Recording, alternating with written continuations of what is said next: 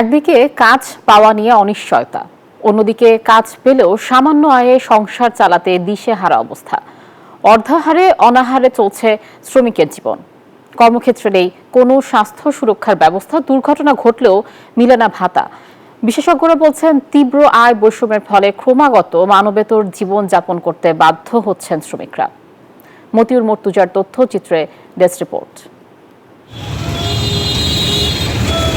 কাজ পাওয়া নিয়ে চোখে মুখে দুশ্চিন্তার ভাঁজ। সাইকেলের সামনে দিনের খাবার, পেছনে কাজের সরঞ্জাম।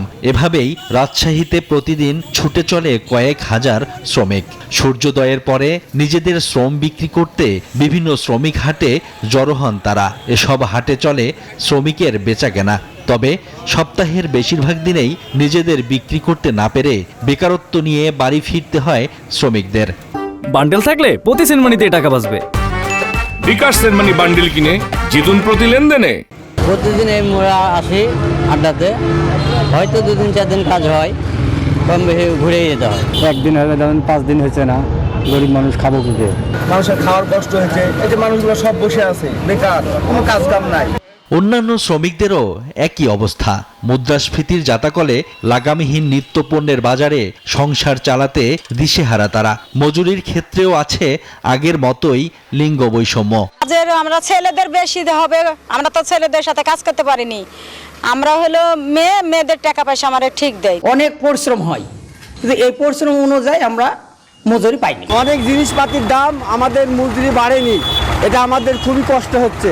বিশেষজ্ঞরা বলছেন ক্রমাগত আয় বৈষম্য বাড়ার ফলে নির্মম মানবেতর জীবনযাপন করতে বাধ্য হচ্ছেন শ্রমিকরা।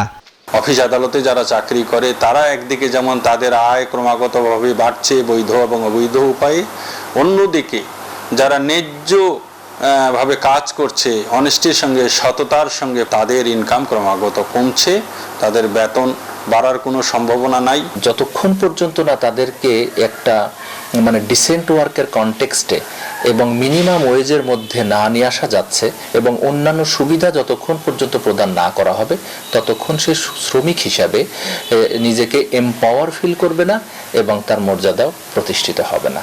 শ্রমিকদের জীবন মান বৃদ্ধির জন্য জাতীয় আয়ে মজুরি বাড়ানো, কর্মক্ষেত্রে সুরক্ষা, সামাজিক মর্যাদা প্রতিষ্ঠায় সরকারের কার্যকর উদ্যোগ নেয়ার আহ্বান সংশ্লিষ্টদের। Shoaib Shamim, desk report, news 24।